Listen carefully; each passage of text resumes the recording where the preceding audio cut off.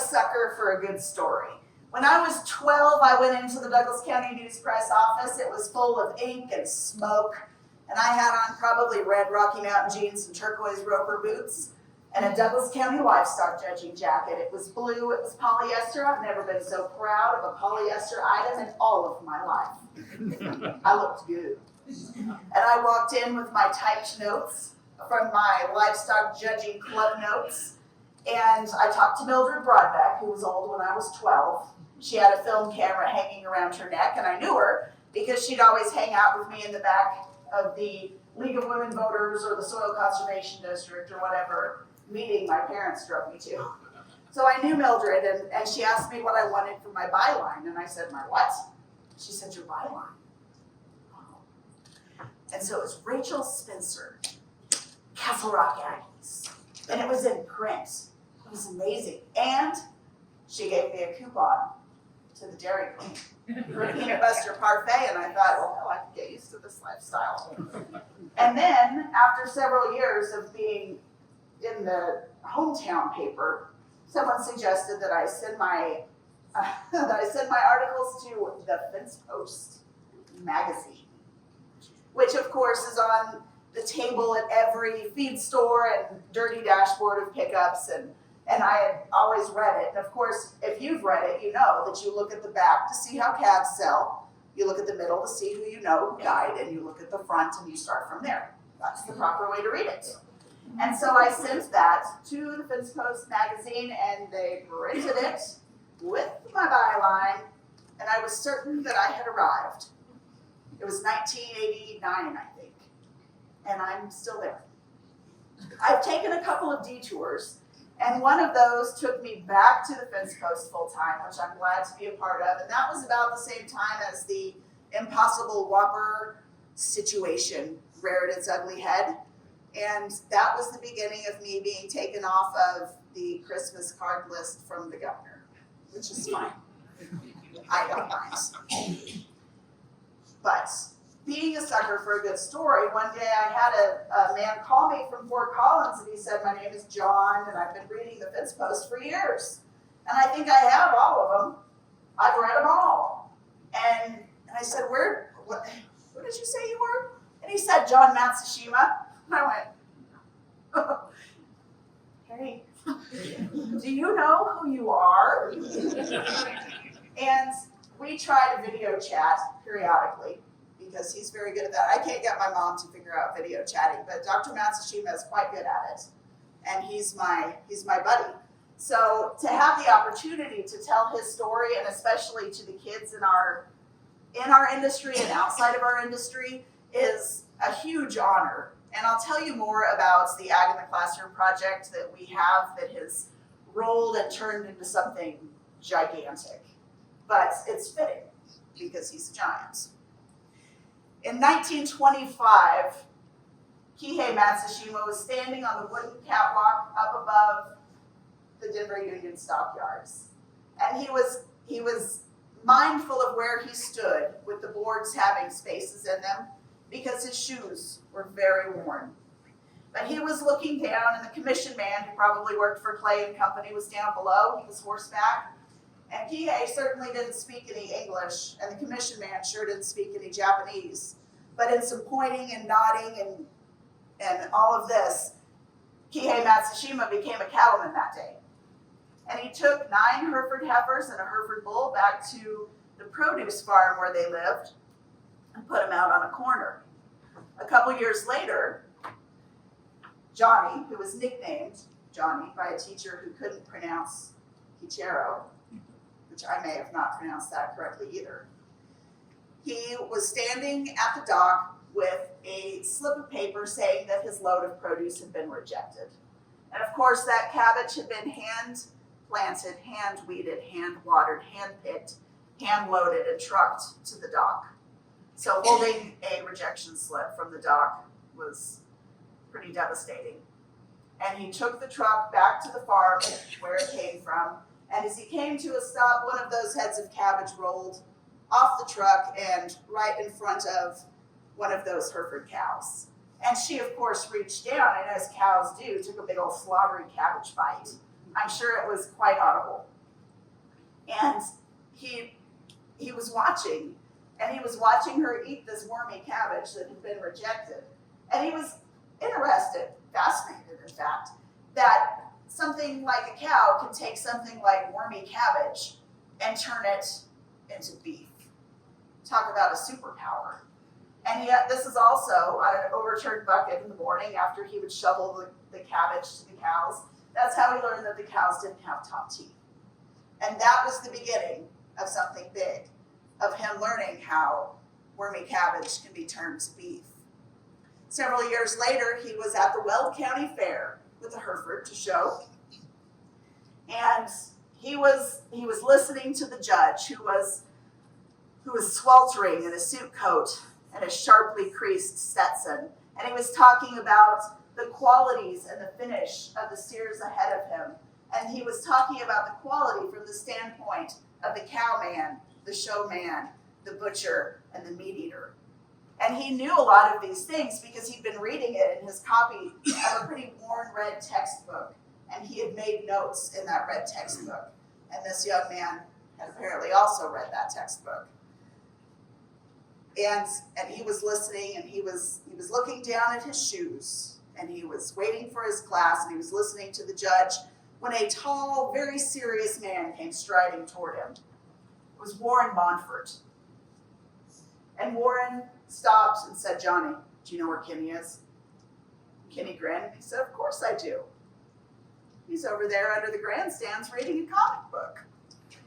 So Warren clapped him on the back and told him thanks, because it was time for Kenny to go with the show ring. And Warren strided off and went and got Kenny. Both boys showed their steer. Guess who placed higher? It was Dr. Matsushima. A couple years later, Kenny was standing with his champion Hereford steer at the National Western Stock Show that he sold for $1,055. It was a tenfold profit on that steer.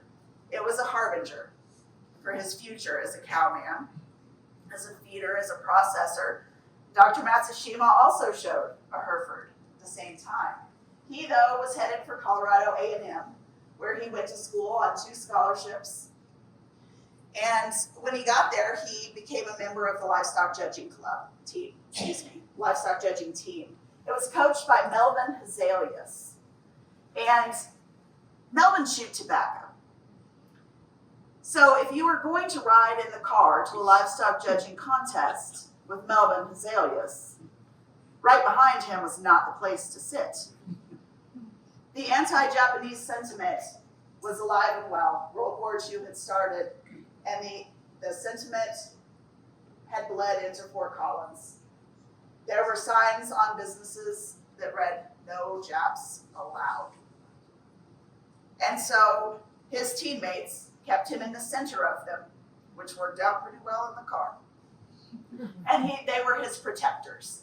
And when they'd go to these livestock judging contests, he wasn't allowed to go in the restaurant, so the coach would go in and get dinner, bring it out to the car, and they would all eat together as a team. They were his friends, they were his protectors. At Fort Worth, the Fort Worth Star-Telegram, when they won that contest, ran a picture of Coach Hazalius and the 5 boys on that team accepting the trophy. And if you read the caption below the photo, it lists each one of them by name, by their hometown, I believe, and their placing. And then at the end it said Johnny Matsushima, Japanese, 6th overall. His teammates back in Fort Collins would bring him groceries on Friday nights. Once it was dark, they would bring the things down to his basement room and bring him what he needed for the week. He had the same shoes that he wore for 3 years. And he would glue tire rubber to the bottom of them because the cobbler had a sign on his door too. He eventually went, well, let me back up to Hazalius. When he was finishing up his time at A&M, they didn't have a PhD program there, just a master's. So he had his bachelor's and his master's at A&M. And Melvin Hazalius, during World War II, enlisted as a Marine He was 28 at the time, and he served until the end of the war. Two other livestock judging teammates of Dr. Matsushima's also served in World War II. One of them had his diploma from A&M sent to his parents' house in Cheyenne Wells because he was serving in the artillery overseas. This was the same time down in Grenada where Japanese Americans, truck farmers, primarily from the central coast of California, had been interned at Amachi. And they were Americans, just as the Matsushima family was, and they were produce farmers. And I can't imagine, as much as I love southeastern Colorado, I can't imagine getting on a train in the Central Valley of California and getting off in Grenada. But they made the best of it. And they were integral to bringing in the sugar beet harvest in those years, because the young men who would normally have beet hoes in their hands were not there. They had guns in their hands, and they were in the Pacific Theater. So at the end of World War II, the Montfort family was mourning the loss, the wartime loss of the older brother. And he was the one that they assumed would take over the Montfort companies. But now that was looking like it was going to fall to Kenny, the young man who sold his Hereford steer for $1,055. There was no program for Dr. Matsushima to get his PhD, so he went to Minnesota. And in 1950, he started teaching.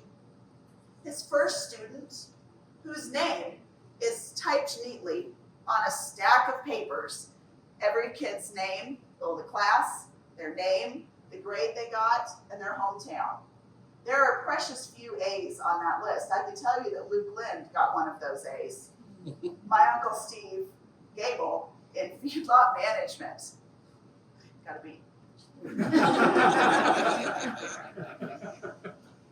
I remind him of that periodically. So he went to Minnesota, and his first one that's on the list, was from Eustis, Nebraska. And he went on to be a U.S. Secretary of Agriculture. And he continued to call back to Dr. Matsushima to get advice periodically. He has a list now of over 10,000 students, and a few of you in this room are on that list. And several names that you will recognize as giants in the feeding industry. So in 1950, he was teaching at UNL. I almost messed that up. He was at UNL in Lincoln. And Warren and Kitty Montfort heard a little bit about him feeding some Holsteins, and they wanted to know a little bit more. So Warren came out to have breakfast with Dr. Matsushima, and it was in Lincoln on a cold morning. It was Dr. Matsushima and the other two men who were at the table, Dinklage and what? Earl Brookover, and Louis Dinklage. Thank you. I don't know why I never remember his name. They were men who knew what they wanted, even if it was just a freshened cup of coffee. So with the three of them and Dr. Matsushima sitting at the table, it was a cold morning in Lincoln, so Dr. Matsushima ordered oatmeal. And as he was eating his oatmeal, he couldn't help but think that maybe some of the cattle that were sitting in feed yards owned by these three men might also want a warm breakfast. And that was when he got the idea for steam-flaked corn. He said it took him some serious research to figure out how much water to put in and at what time and what temperature. But that is how he developed steam-flaked corn, something that saves anywhere from 6 to 10% in feed efficiency. You would be hard-pressed to find a kid at CSU who remembers Mountain Bell, but you can go to any feed yard in the world and find someone who knows about steam-flaked corn. So during that breakfast, that's where that idea came from. And then it wasn't too much longer that the cattle feeders apparently jumped on a bus and went up to Lincoln. And it's one of my favorite stories because I'm told that W.D. Farr and Warren Montfort were there, and they said, Dr. Matsushima, what do you have in Lincoln that you would need to come back to Fort Collins to come to A&M? And he said, well, gosh, I've got a $2,000 research budget. Done. You have it in Fort Collins. What else? Well, I've got two graduate students working with me. They're hired. What else do you need? And he said, well, I just bought a house. We'll buy you a house. And eventually they convinced him to return to Fort Collins, which he did in 1961, still keeping track of all of his students' names on those sheets. In 1965, he walked into Harsh Manufacturing there in Eaton, and he told Mrs. Harsh that he had an idea. He had been using this concrete hand crank mixer, and it was no picnic. But he was using that to mix up all of the different additives and ration ingredients, and he could only feed a couple head at a time, and he knew there was a better way. There had to have been a better way. And so he went to Mrs. Harsh with his idea for a feed truck. And pretty soon the prototype was there at the farm at CSU. And then there was a little bit better prototype. And that, of course, you can find right alongside the steam flaked corn in nearly every feed yard ever. He went to Japan where he did a lot of research with Japanese cattlemen. And Luke Lind actually went to Japan a decade after Dr. Matsushima had been there.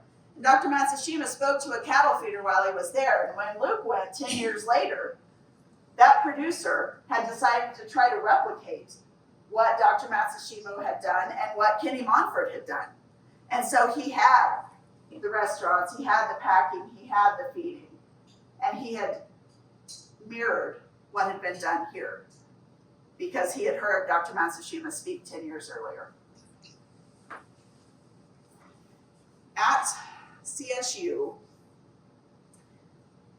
Dr. Matsushima kept office hours until about 2020, when all of the COVID nonsense kept popping up. He was integral in the fed beef contest at the National Western, which has been called the best contest down there by multiple people because it's real life. And he probably still calls and gets the carcass information on the catch-it calves that are out in the state.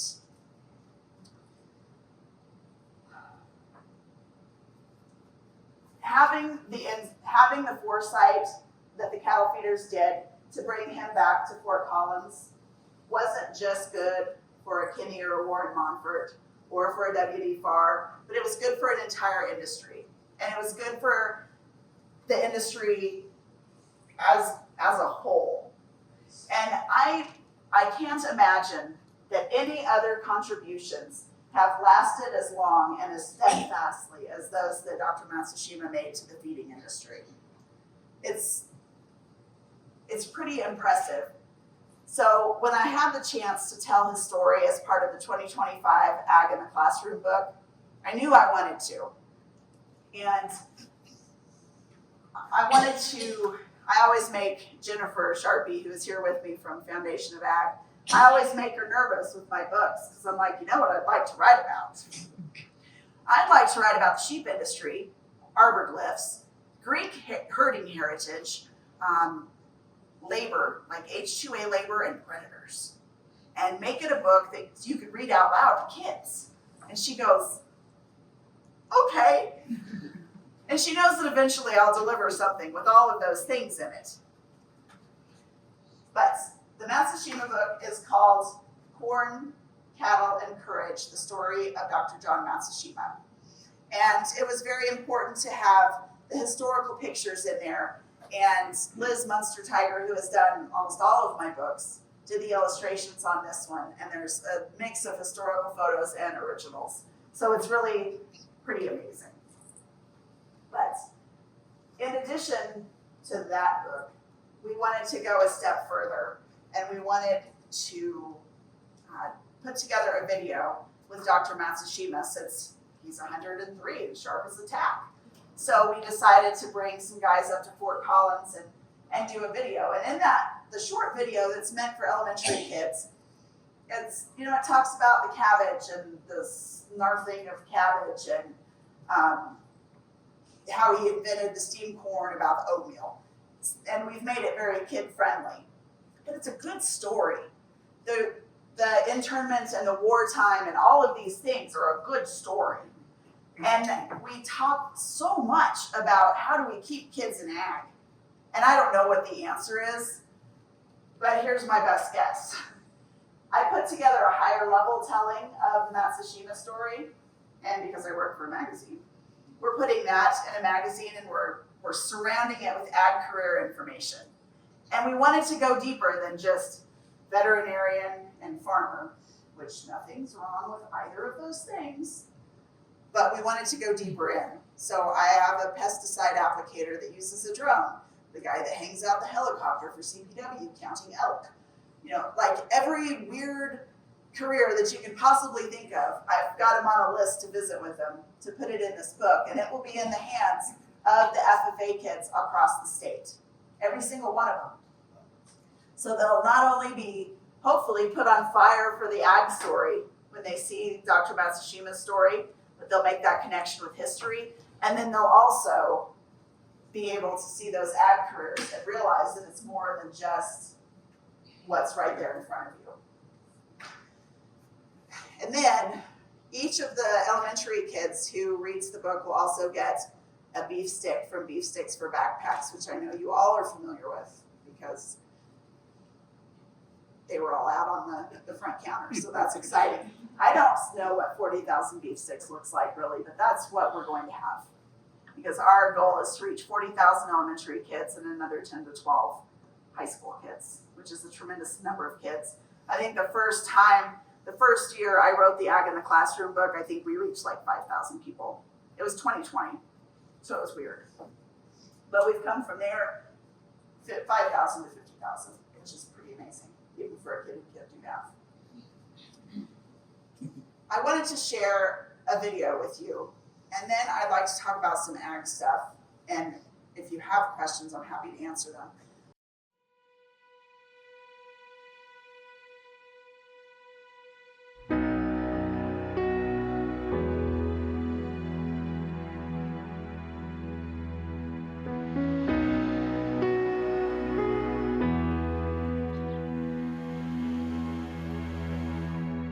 Good food plus good water equals long life.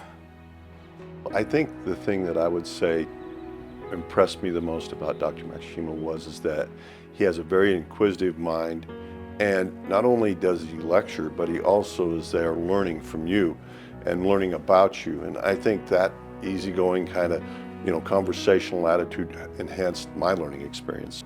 Dr. Matsushima was one of my absolute favorites. I have so many fond memories of his classes. And it was really one of those things. His class was always the first thing in the morning, always the first hour of classes. And in those college days, you might not get in real early the night before, but nobody ever missed his class. He had a way of captivating your interest. And I'm not sure if it was his demeanor or the content of the subject matter at hand. But a combination of those two just made him easy to follow. A lot of professors that I had at CSU were the kind that put you to sleep. And Dr. Matsushima did not do that. Getting to know and meet someone that actually changed the entire feeding industry and revolutionized it for not only our county, but our state and our world was just pretty hard to fathom at first. Like, this person actually did this, was the inventor of a process of steam flaking corn. Dr. Matsushima was a special person because he could see the big picture and where the big picture was. But then he could put the little bitty pine tree back in the corner that made the big picture flourish. And most people really don't have the capability to do that, to make the big picture. They can see the big picture and they're okay. They need to get somebody to fill it in for them, or they can see the little picture, the pine tree, but they can't fill out the big picture. It's a very unique individual, and Dr. Matsushima had those gifts of the ability to see the big picture and fill it in with the detail, and then we had a masterpiece. And it happened to be in the cattle feeding industry, but we'll take it. We needed it desperately. The things that impact our business, and sometimes we hit something or a person. In this case, we had an individual, Dr. Matsushima, who did both. And that was just going to carry over for probably for all eternity. It is amazing to me that he had the foresight that he did. And obviously, you know, with the opportunity to work with a Kenny Montfort and to work with a W.D. Farr, I mean, bright minds have the ability to challenge bright minds. And three of the brightest minds our industry has seen would have been involved in those conversations. But the single impact of developing steam flaking technology is worth 6 to 8% improved efficiency in our business. And a lot of people don't think 6 or 8% is a big number. We'll feed 1 million pounds of feed a day in our little operation. If we can save 6 or 8% because of steam flaking technology, that's huge. And I don't know if, because Dr. John is still with us at 104 years old, it brings more clarity to what he did. But I don't think he gets the credit that he deserves. I think we've all been so fortunate, you know, you go through a lifetime and you'll have 1 or 2, 3 of those people in a lifetime that can impact an industry in the manner that Dr. Matsushima's inventions have in our industry.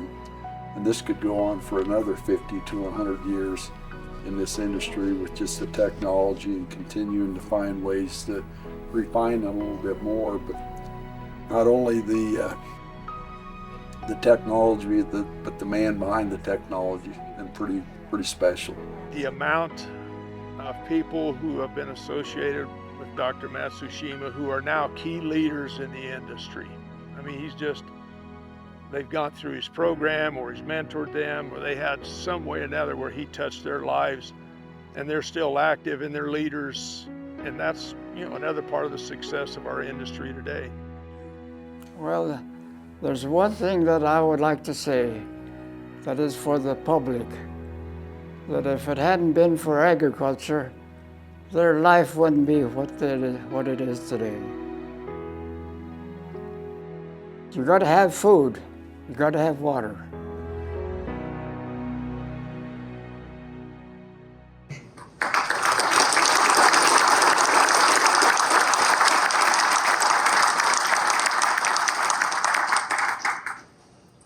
Our industry is one that is easy to take shots at, and I certainly know that firsthand. When I started full-time at the fence post, it was in 2018, and right after that, I had a brand inspector send me a photo of an Impossible Whopper, and I thought, what are you doing? Are you being held hostage? Do I need to seek help? What are you doing? And he said, the governor bought me lunch. Oh yeah? Which, we grow veggies too, but we don't grow a lot of coconut fiber, don't grow a lot of soybeans, but we do grow a lot of beef here in Colorado. So of course, you all know how that story went, and he followed that up with a meat out day proclamation, which was answered by the industry with meat in days, which have raised about $500,000 throughout the state for very local charities, FFA chapters, 4-H show rings, you name it. It's bought FFA jackets for kids that couldn't afford them. It's bought panels for pig shows. It's paid medical bills for little kids. It's done all of those things, and we've kept it very local. And that all came from that. Am I not on? Did I shut it off? I didn't shut it off. I don't know what happened. Okay. Can I just keep Just going? be Just loud. be loud? Just use my Just teacher be voice? teacher. Just be me? Yes. Poor Jagger's like, great. Teacher voice. Again. This poor child had to sit through my English class. He turned out fine, though. Mostly? Okay. Well, from there, we went down to the Better with Beef. The Better with Beef, which was the first time I met Kenny Monfort. Jody had a cast on her foot, and apparently the two weren't related, I'm told. But he grilled a hamburger for Governor Polis, who was there, and I had run on the front cover of the Fence Post a picture that Joey Bunch had taken of Governor Polis taking a big bite of an Impossible Whopper, and I had a headline, something about the governor having a beef with the state's largest industry. They called me and asked me to change it. And I fanned myself with my copy of my Constitution, and I said, no. So when I was down at the Better with Beef, he took a big bite of the hamburger that Kenny Rogers grilled for him, and he looked at me and he said, did you get that one, Gabel? Yeah. I didn't put it on the cover, though. So it's one that's, let me go back to Governor Polis. He was down at the state fair when I was, and I had asked for an interview, which I was granted, which was impressive. And I was down with my kids showing steers, so I literally crawled out from under a show steer and went running over to the media tent, which is a very long way from the steer barn in the end of August in Pueblo, and I'm not exactly built for hot weather or distances or speed. But I did have on a t-shirt that says, as for me and my house, we will serve beef. Hey, I'm back. And that was no accident. I had my girlfriend print that for me the night before I went to Pueblo, as soon as I found out that I had a meeting with the governor. I still have it. So I hustled my chubby little self over to the media tent, and I walked by all the pretty people with the clean shoes, and they were probably thinking, why is the hillbilly getting to go in with the governor? And so I waved on my way by, and when I got in there, he's saying, oh, well, of course I love agriculture, it's great. And I said, okay, well, it kind of looks like you don't. And he said, I love agriculture. Did you know that there is a water buffalo dairy in Colorado? I did. Did you know that they produce artisan mozzarella cheese? I did. A couple weeks prior to that, I was at Safeway. And we were going to a livestock, a jackpot show somewhere. Briggsdale, maybe, which is the hottest jackpot show in the world. But we had all this, I ran through the store and got juice boxes and water and granola bars and grapes and apples and probably some ice cream sandwiches. And I had all of that food just to go to a stupid jackpot with 3 kids, right? So I'm standing in line and there's a woman right in front of me and she's got 2 kind of grungy little kids and she's digging through her purse to try to find the change. And I tell you this story because I kick myself in the butt every time I think about it, which is probably every day. But I was kind of visiting with the kids because, I talk a lot. And they were clearly not here on vacation. They had out-of-state tags, which I later learned. But she was digging through her purse to find some change. You know what she was trying to pay for? A loaf of white bread and an onion. A loaf of white bread and an onion is what she was feeding her children with that day. And I have this whole cart, and I kick myself for not just buying everything that was in my cart and her loaf of bread and onion and saying, here you go. I didn't. I don't know why. But I bought mine, and I went outside, and I walked by her car, and I missed a second opportunity to give it all to her. But the older child, who was probably 10 or 12, was kind of jimmying the battery cables to get the car to start. He was probably the man of the house. They had out-of-state tags, but I doubt they were here going to Breckenridge. They were passing through. And I thought that day that that's my agriculture who feeds them. That's my agriculture that feeds these cattle to put that ground beef there so that they can feed their families. And if you want to buy artisan mozzarella cheese from water buffaloes, You can. That's the thing about our food system. We have the safest, most affordable, most abundant food supply in the world. And you can pay a premium for water buffalo mozzarella. But that mom was not going to choose water buffalo mozzarella cheese because she was just trying to put food in those kids' bellies. So the ones that are producing the food to put in those kids' bellies, that's my agriculture. And that's the folks that are very easy to defend when need be, which seems to be quite a bit. And I know a lot of you in here spend a lot of time defending the industry. But I don't mind at all being the tip of the spear. I will tell you, I told Don Brown one time that the extremists really didn't mess with me much. And if you can picture Don Brown, he said, well, Rachel, it's because of your credibility. Yes, it is. It's because you're credible. Yeah, it's because you're credible. You can hear it, can't you? Yeah. I'm either going to tattoo that on me or put it on my gravestone or something. Don Brown said I'm credible. And then right after that, on Christmas Eve, I had reported on the wolves, which I so love to write about, but I seem to a lot.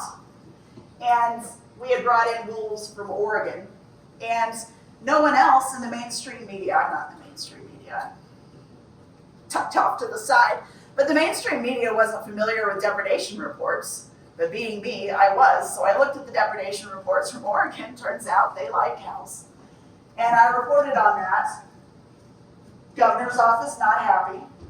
Again, they don't call me anymore, period. But reported that, it was picked up, and it took several days for it to kind of catch steam with the mainstream folks. But it was reported, and then on Christmas Eve, the first gentleman, who also doesn't send me a holiday card anymore or ever, wrote lots of horrible things about how no one should believe anything I say, and I don't like kids, and I kick kittens and things like this.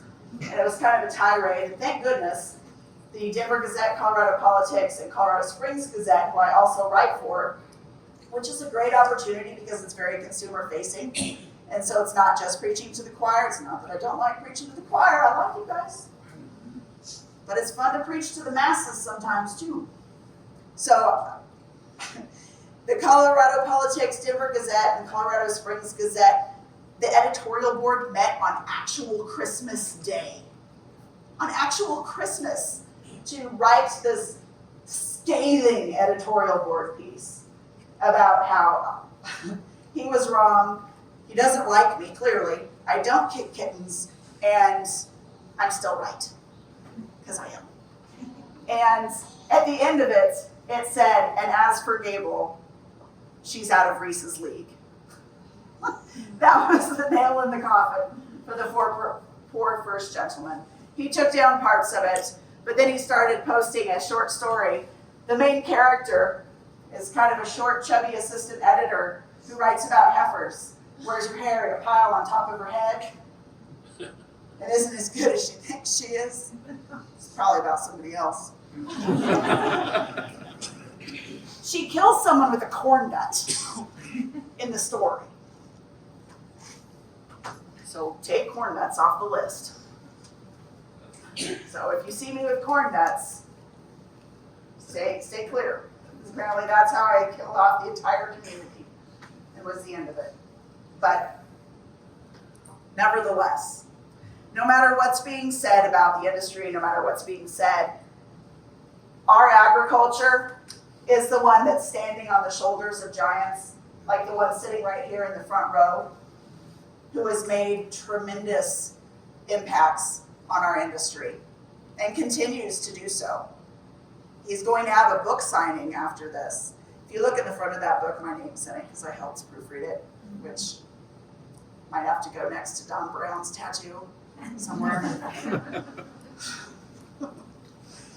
But it's on the shoulders of giants like these, who may have cast a downward look at their shoes at one point in time, but certainly have no business doing so. And I'm glad to bring his story and your stories. And I appreciate you trusting me with those stories, because a lot of you do a lot.